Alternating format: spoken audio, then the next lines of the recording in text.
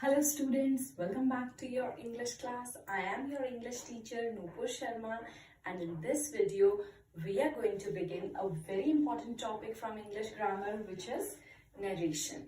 Now what is narration first of all?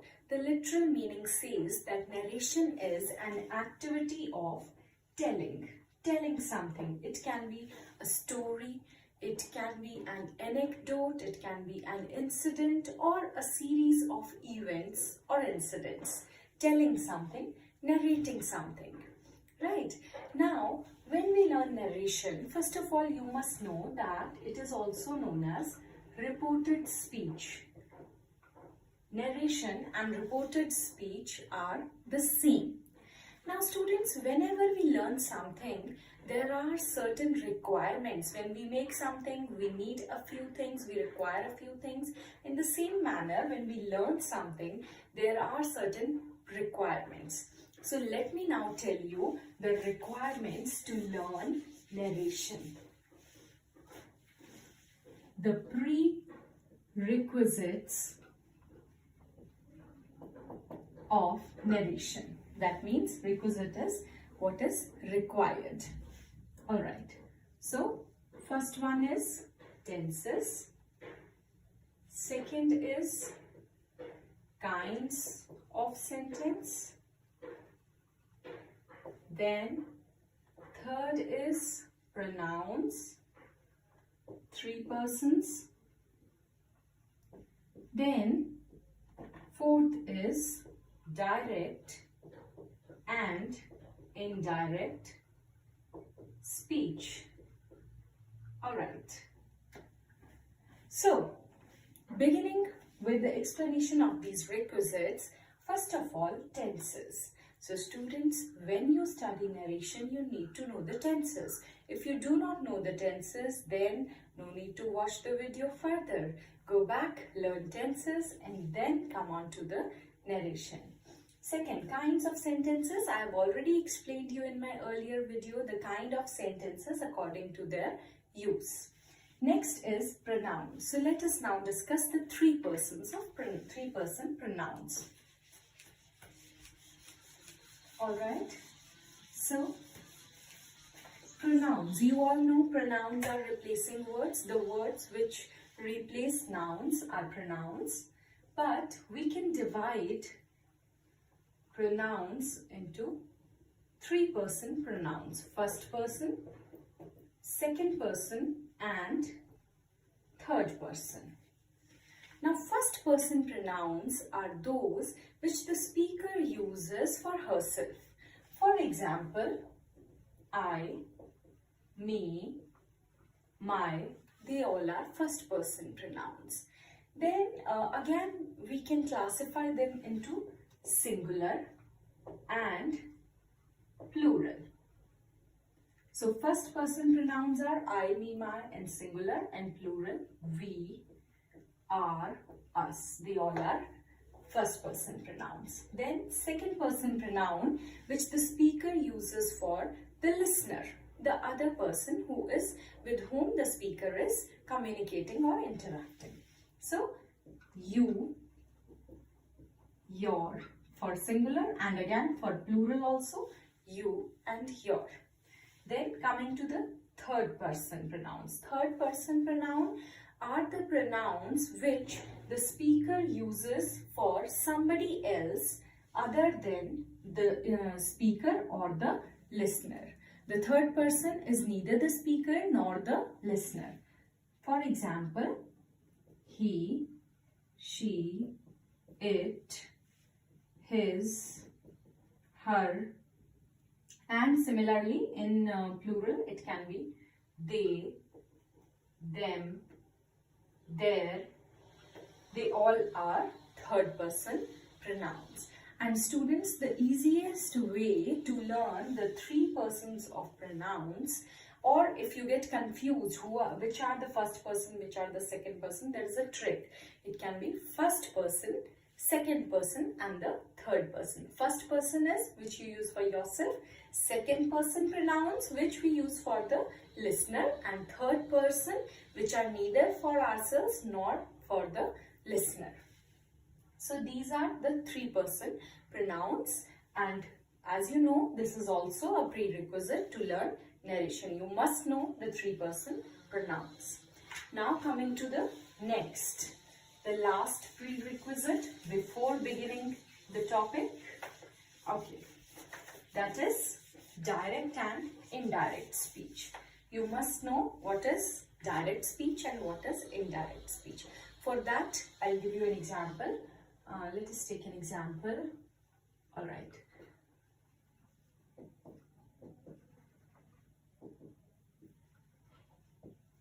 Rohan says, I am happy.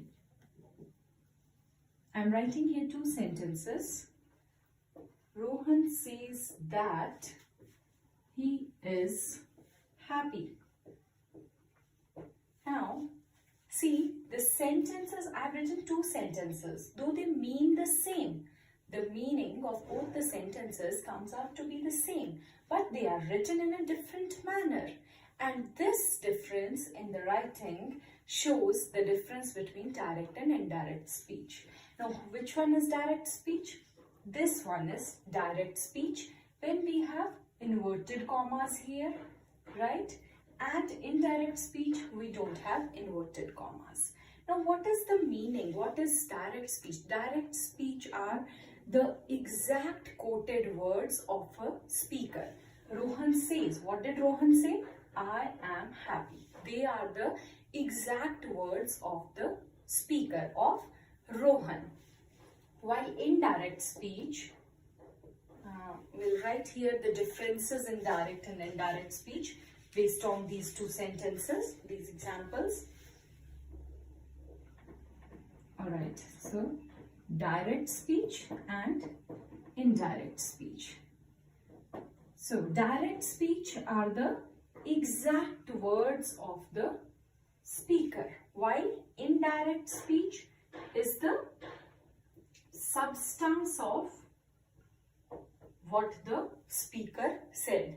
Not exact words of the speaker, substance of what speaker said. Substance of exact words you can say. Alright, now inverted commas are used in direct speech, while there are no inverted commas in indirect speech.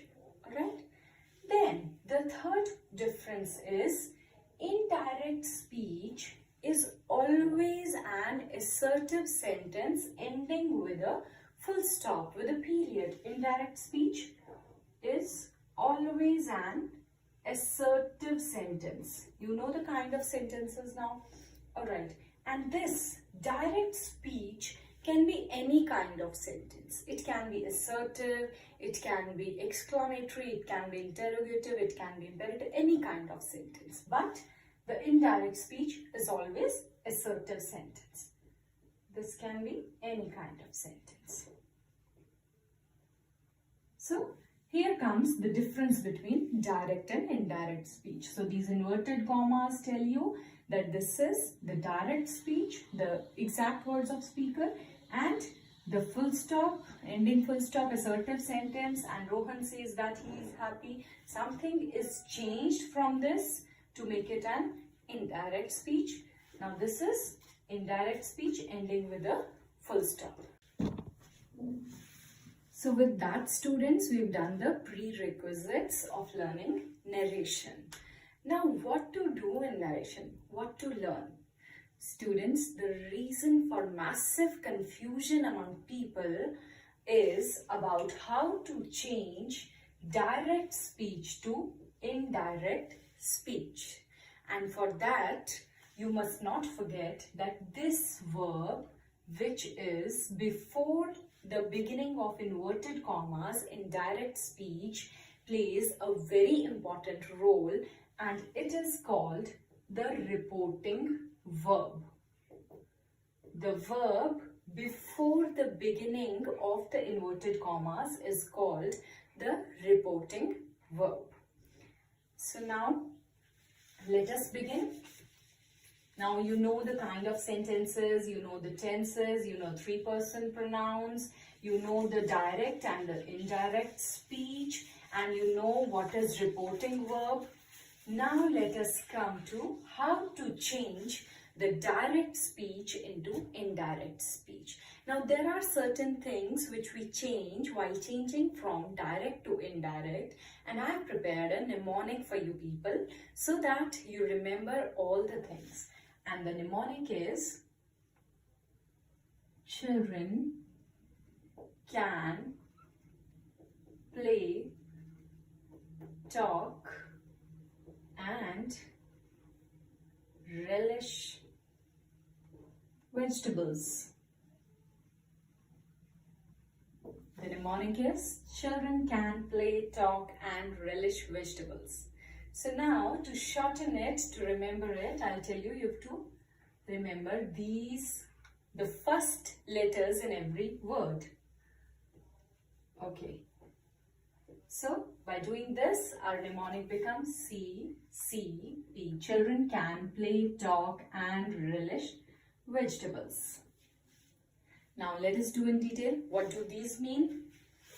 So, first C means removal of commas, and second C means addition of conjunction. First, this means removal of inverted commas and addition of conjunctions. Removal of inverted commas and addition of conjunction. Addition of conjunction. Okay. So next, children can play, talk, and relish vegetables. P for pronouns. Change of pronouns. Then T for tenses. Change of tenses. Then change of adverbs or the nearing words. Then change of reporting verb. Remember the verb before inverted comma? That also needs to be changed sometimes. Change of reporting verb. Okay. So these are to be done while changing from direct to indirect speech. And when you learn all the rules, everything about narration, you need to recheck. When you change a sentence, you need to recheck by this mnemonic: children can play, talk, and relish vegetables. Have I done the CC part? Have I done P? Have I done T, A, or R, V? So now let us discuss them one by one. Coming to the first one, removal of inverted commas and addition of conjunction. Now, removal of inverted commas, simply you'll remove the inverted commas. No inverted commas are required in the indirect speech. But which conjunction to add? How will you get to know that? So, let us learn now. You know the kind of sentences, different kinds of sentences. That is, of course, I've told you the prerequisite to learn kind of sentence. And the, okay, it would be better if I erase this and write it on the whole board. Okay. Kind of sentence and the conjunction used. Conjunction. Okay. So, assertive sentences, exclamatory sentences, then interrogative sentences. Okay, we'll begin with these only. Assertive sentences use the conjunction that, right? Exclamatory sentences also use the conjunction that, and interrogative sentences. See, interrogative sentences are again of two kinds. One beginning with WH word and other beginning with helping verbs or auxiliary verbs. So, those interrogative sentences which begin with WH words take the WH word itself as a conjunction, while those beginning with helping verbs take if or whether as conjunction. If or whether. Then coming to the next, imperative sentence and optative sentences. Optative sentences also use that as conjunction, just like exclamatory and assertive sentences. Then imperative sentences use the word to as conjunction. To is not a conjunction as such. When we study conjunctions, to is not a conjunction. But here, when I give you examples for all of these, you will get to know that the word to is working as a conjunction here. So it will be easier for you to remember it this way. Now coming to the next part, which is P, the change of pronouns. Okay, so now you know the three-person pronouns. Now there is again one mnemonic, how to change S-O-N. The first person pronouns change according to the subject. Second person pronouns 1, 2 and 3. Second person pronouns change according to the object. And third person pronouns do not change. Okay. So this you have to remember that first person pronouns change according to the subject, second person according to the object, and third person's N is for no change. So they do not change.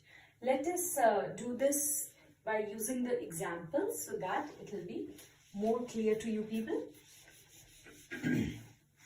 Right, let us take the example.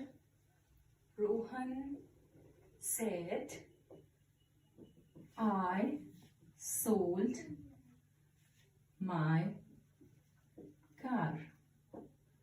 So, which person pronoun is this? First person pronoun.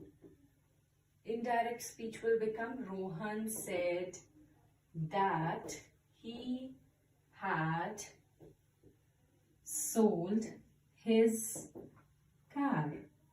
So first person pronouns change according to the subject. What is the subject? Rohan.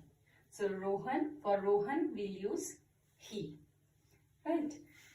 If it is Rohan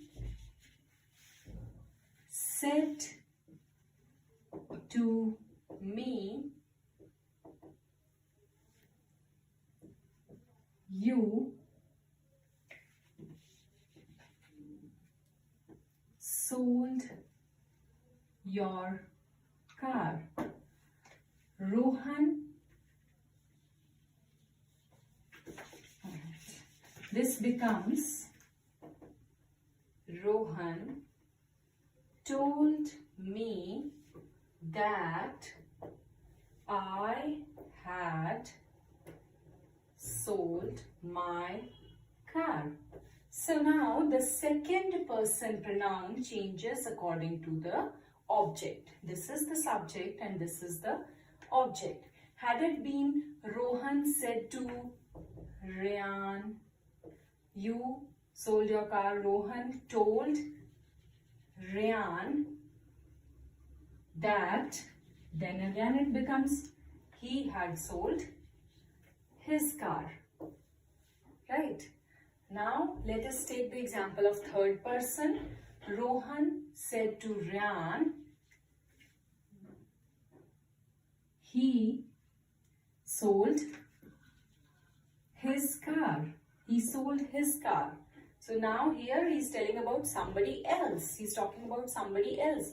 Neither it is Rohan nor it is Ryan. So Rohan told Ryan that he had sold his car. This will not change.